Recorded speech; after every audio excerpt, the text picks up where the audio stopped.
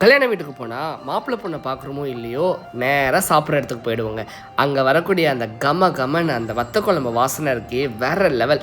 அதுதான் நம்ம இந்த வீடியோவில் பார்க்க போகிறோம். எப்படின்றத பார்த்து நீங்களும் வீட்டில் செஞ்சு பாருங்கள். ஃபஸ்ட்டு கடலைப்பருப்பு, தோரம்பருப்பு, மிளகு, தனியா, அப்புறம் சீரகம், கடுகு, அதுக்கப்புறம் வெந்தயம், காஞ்ச மிளகாய், கொஞ்சம் கருவேப்பிலை இதை போட்டு நல்லா ட்ரை ரோஸ்ட் பண்ணுங்கள். ஓகே, அடுப்பை வந்து லோ ஃப்ளேமில் வச்சு ட்ரை ரோஸ்ட் பண்ணிவிட்டு ஆஃப் பண்ணிட்டக்கப்புறம் வெள்ளையில் போட்டு நல்லா பேஸ்ட்டாக அரைச்சி வச்சிடலாம். அதுக்கப்புறம் ஒரு அடிக்கணமான பாத்திரத்தில் நல்லெண்ணெய் ஊற்றி, நான் சுண்டவத்தில் எடுக்கல, மணத்தக்காளி வத்தில் எடுத்திருந்தேன். அது ரொம்ப டேஸ்ட்டாக இருக்கும். அது நல்லா வறுத்து எடுத்துகிட்டு அதே பாத்திரத்தில் இன்னும் கொஞ்சம் எண்ணெய் ஊற்றி சோம்பு, கடுகு போட்டு நல்லா தாளிச்சிட்டேன். தாளித்ததுக்கப்புறம் சின்ன வெங்காயத்தையும் பூண்டையும் போட்டு நல்லா லோ ஃப்ளேமில் வதக்கிட்டு இருக்கேன். அது வதங்கி வரும்போது கொஞ்சம் கருவேப்பிலையும் போட்டுட்டு நல்லா வதக்குறேன். அதுக்கப்புறம் காஞ்ச வத்தலை கட் பண்ணி அதையும் போட்டுக்கிட்டேன். நல்லெண்ணெய்க்கு செம்ம வாசனையாக இருக்கும் வத்த குழம்பு. ஓகேங்களா? அதுக்கப்புறம் ஒரு தக்காளியும் நல்லா பேஸ்ட் ஆக்கி அதையும் ஆட் பண்ணிவிட்டு பச்சை வாசனை போனதுக்கப்புறம் மஞ்சத்தூள், வெறும் மிளகாத்தூள், வீட்டில் அரைச்ச குழம்பு மிளகாத்தூள், அதுக்கப்புறம் தனியாத்தூள் இதை போட்டு நல்லா பச்சை வாசனை போக வதக்கிட்டு அதுக்கப்புறம் உப்பை போட்டு வதக்கிக்கலாம்.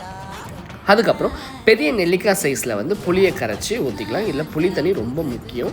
ஓகே, புளிப்பாக இருக்கணும், அதுக்கு ஓவர் புளிப்பாக இடக்கூடாது. ஓகே, வத்த குழம்புக்கு புளிப்பு ரொம்ப முக்கியம்தான். நல்லா இப்போ ஒரு 10 நிமிஷம் கொதிக்க விட்டதுக்கப்புறம் நம்ம அரைச்சி வச்சுருக்க அந்த பேஸ்ட்டை போட்டு நல்லா லோ ஃப்ளேமில் அப்படியே கிண்டிகிட்டே வாங்க. அப்படி கிண்டும் போதே அந்த வத்த குழம்பு வாசனை லைட்டாக வர ஸ்டார்ட் ஆகும். ஃபுல்லாக வராது.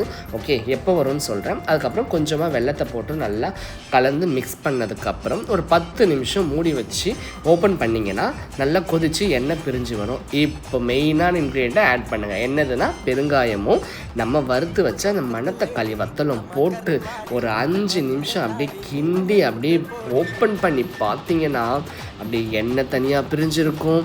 அப்படியே அந்த வத்தல் தனித்தனியாக ஒதுங்கி இருக்கும். அதுக்கப்புறம் அந்த குழம்பு கொதிக்கிறத பார்த்தாலே ஐயோ ஐயோ ஐயோ என்னடா டேஸ்ட்டு! இதுதான் அந்த கல்யாண வீட்டில் செய்கிற வத்த குழம்பு சீக்ரெட்டா?